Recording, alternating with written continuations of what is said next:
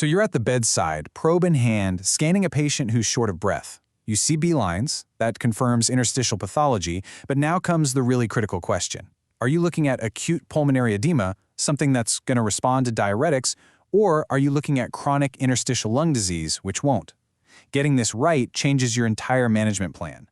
So in this explainer, we're going to walk through the ultrasound findings that give you the answer. Okay, let's just dive right in with a super common scenario. You've got a patient with shortness of breath. You put the probe on their chest, and boom, you see a bunch of B lines. Now, this tells you there's increased lung density, but it doesn't tell you why. Is this a wet lung from acute edema, something we can treat and hopefully resolve pretty quickly? Or is this a stiff lung from chronic fibrosis, which points to a totally different disease process? Answering that question literally changes everything. You know, to solve this whole puzzle, we first need to become absolute experts on the primary clue itself, the B line. Understanding the anatomy of this specific ultrasound artifact, what it is and what it isn't, is the foundation for everything that's going to follow. So what is a B line, technically speaking? Well, it's a type of reverberation artifact. It shows up as this vertical, really bright, hyperechoic line that starts right at the pleura. It gets generated when the ultrasound beam hits this interface where air is mixed with either fluid or thickened interstitial tissue. Basically, this artifact is a giant flashing sign that the lung tissue right under your probe has lost its normal aeration. Now, to be absolutely certain you're looking at a true B line, it's got to check these 4 boxes. 1, it has to be a vertical, bright line. 2, it must start at the pleural line and shoot all the way to the bottom of the screen without fading out. 3, it completely wipes out the normal horizontal A lines. And 4, this is crucial, it moves with respiration, sliding back and forth with the pleura. If it doesn't meet all 4 of those criteria, it's not a B line.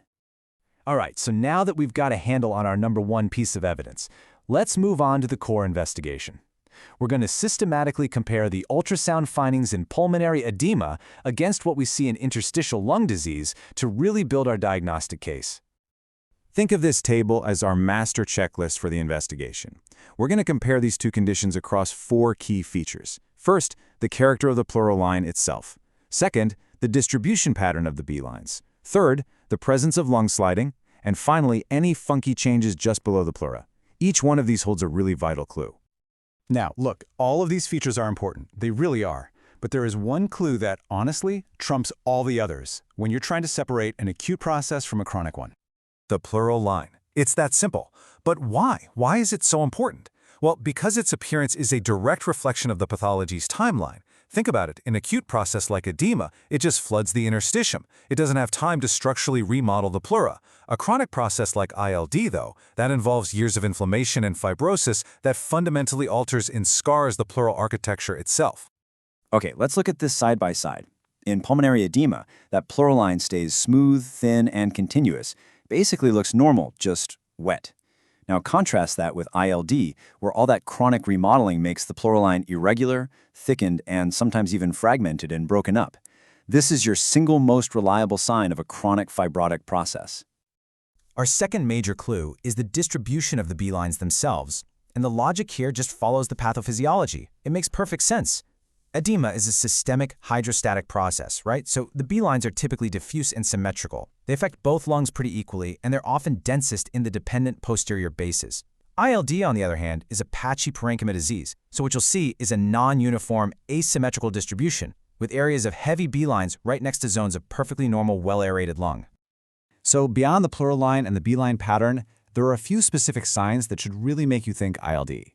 When you see small nodules or tiny consolidations right under the pleura, that is direct evidence of fibrotic change, something you almost never see in simple edema. And in more advanced fibrotic disease, you might even find reduced or totally absent lung sliding because of pleural adherence, or even these peripheral white lung areas, where the interstitial changes are just so dense they become confluent. And finally, let's talk about the dimension of time. Your ultrasound isn't just a static snapshot, it's a dynamic tool. For a patient with cardiogenic pulmonary edema, after you give them diuretics, you should see a pretty dramatic reduction in the number of B lines within 24 to 48 hours. But the B lines in ILD, they're structural and they're chronic. They're not going to resolve with diuretics. So this therapeutic trial can actually be a powerful diagnostic test all by itself. Okay, so we've gathered all the evidence. We've examined the key artifact, we've looked at the pleural line, the distribution patterns, and all those other ancillary findings. Now let's synthesize all of this into a clear, actionable diagnostic framework that you can use right there at the patient's bedside. Here it is, your 4-step approach. Number 1, start with the most critical clue, the pleural line. Ask yourself, is it smooth or is it irregular? Number 2, assess the B-line distribution. Is it symmetrical and diffuse, or is it patchy and non-uniform?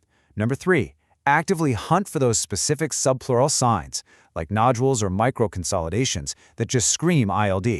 And finally, number 4, if the picture is still a little ambiguous, consider the dynamic response. Do the B-lines clear up with therapy? You know, ultimately, what this all amounts to is a method that, when you combine it with the clinical context, allows you to evaluate interstitial pathology without any radiation and with a really high degree of diagnostic confidence. By focusing on that pleural line appearance, the distribution pattern, and those subpleural findings, you can reliably tell the difference between a wet lung and a stiff lung. So the next time you find B-lines, remember to ask yourself first, what does the pleural line look like?